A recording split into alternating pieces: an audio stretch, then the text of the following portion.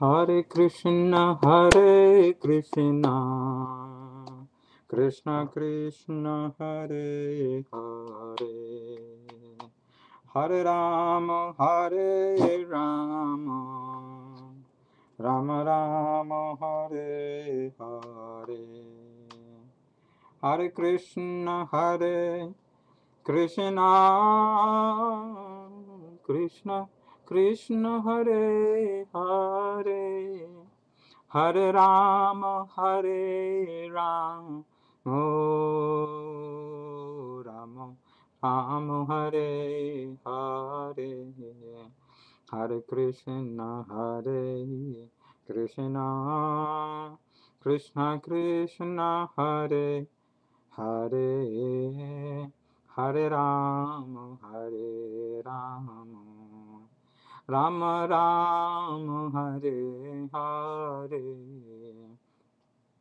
Hare Krishna, Hare Krishna,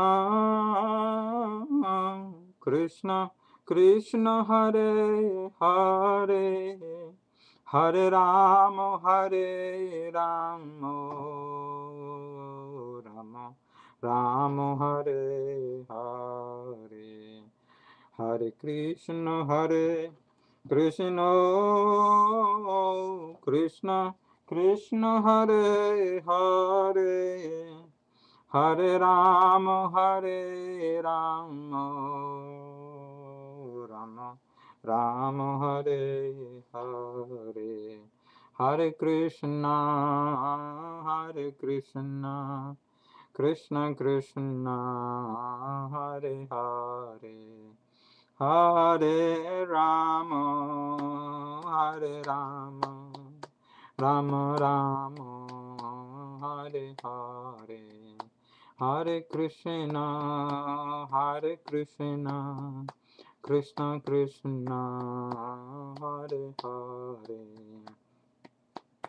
Hare Rama, Hare Rama, Rama Rama, Hare Hare, Hari Bol, Hari Bol, Hari Bol, Hari Bol, Prabhupada, Prabhupada, Prabhupada, Srila Prabhupada. So now we'll be reading a little bit from Krishna book, the pastime of Lord Damodar, how he was very playful with his mother, and then how also he got surrendered to his mother by allowing her to tie him with the grinding mortar, and also in that particular pastime how he delivered Nalakuvera and Manigriva from the curse of Narada, sage Narada, from being a tree for hundreds of years, waiting for Krishna's blessings to come upon them to get delivered from the suffering of being in a body of a tree for that long. So the pastime is written for the children as a story for children. So it's gonna be a little short, but as a fun story for the kids. One day in Gokul, Mother Yashoda was, as usual, busy making delicious preparations. Krishna came and, curious to know what was cooking.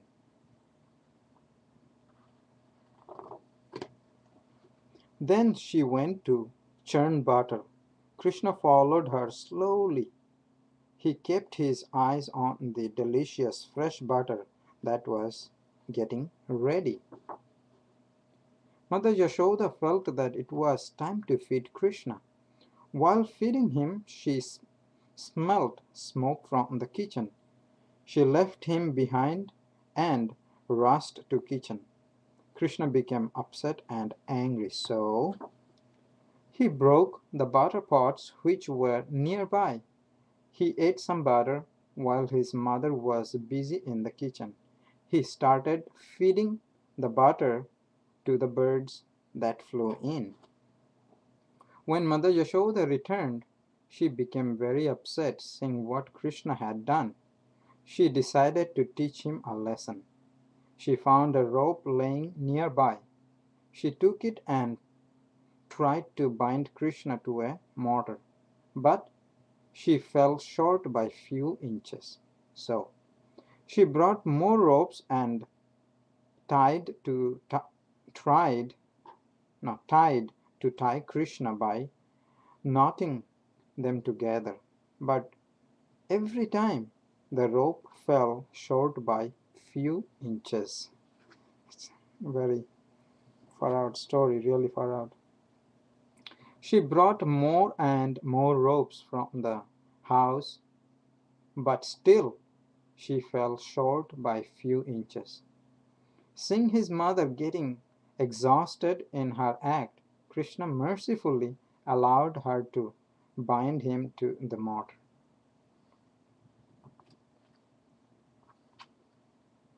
When Mother Yashoda left Krishna behind, he was getting restless, so he started crawling. He dragged the mortar along with him. He headed towards the garden. There stood two Arjun trees on his way. As he crawled through them, the mortar got stuck in between. When he dragged to move, the two trees fell down with loud noise. The two effulgent personalities came out from the crossed trees. They offered their respects to little Krishna. The two were demigods in their previous life called Nalakubera and Manigriva. They were sons of Kubera, the god of wealth. They got the tree's form from misbehaving with sage Narada. He told them they will be freed from the curse only by the mercy of Krishna. The two demigods, Manigriva and Nalakubera, offered their prayers to little Krishna with folded hands. The Gopas came who came there hearing the noise watched this with amazement.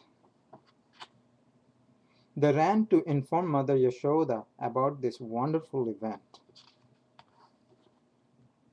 Mother Yashoda was wonderstruck to hear about little Krishna's act, and they all rushed to see Krishna. Before Mother Yashoda could reach Krishna, the demigods finished their prayers. They thanked Krishna for delivering them and left to their planets. When Mother Yashoda reached Krishna, she saw him playing with the birds and calves as if nothing had happened. Yashoda hugged Krishna and untied him. He is known as Damodar, as he allowed himself to be bound by Mother Yashoda with a rope around his waist out of his compassion. Lord Damodar ki jai. So, Krishna sometimes is very, very merciful.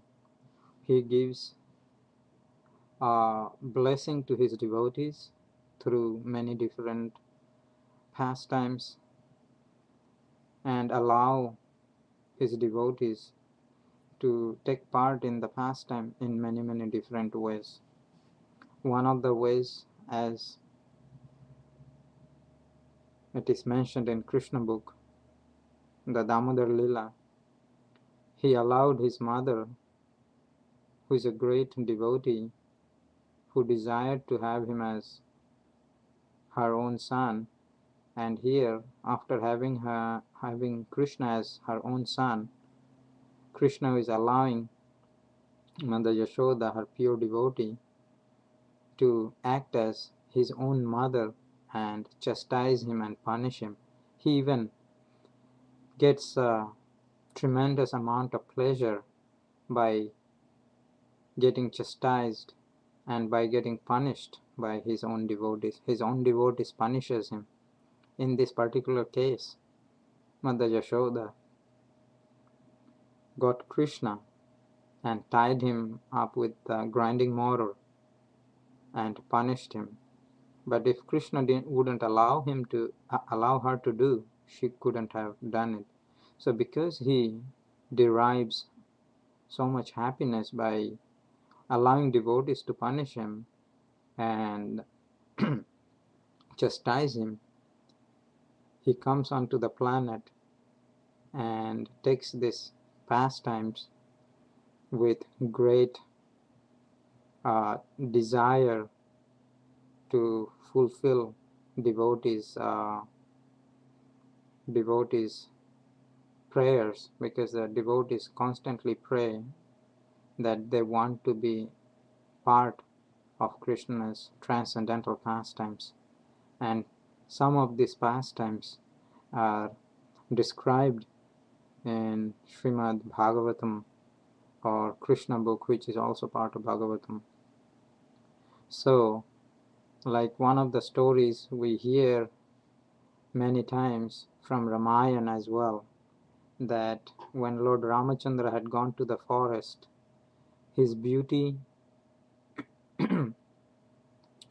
and his bodily hue, the color, and his gentle behavior, his way of talking and respecting each and individual in the forest, when he was even in the forest, the way he was keeping his personalities and respecting each and individual, even the rishis and sages and munis.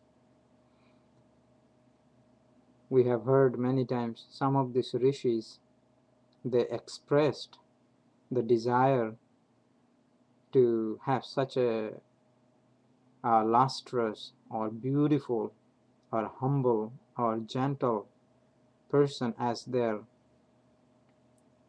husband, and they desire to become wife of Lord Rama. So Lord Ram promised, saying, look, I have taken a vow of having one wife, one arrow, and one my word. So these are the three things. One word, whatever word I say, I try to stand by that. The arrow, the final arrow I send, that should be destroying someone, like killing of Ravana, the final arrow. And the next is, I have accepted one wife, and that's it. That will be the wife, and that's Mother Sita. So since you have desire to have me as your husband, I will fulfill that desire one day. And that desire, I was been told, or I had been told by many wonderful devotees, that Lord Ram came to the Krishna lila and came and fulfilled their desire, and they were the gopis who came from Ram lila to Krishna lila, and they actually had Krishna as their husbands in the Rasa lila pastime, and they were very happy. So basically Krishna comes in many forms, especially like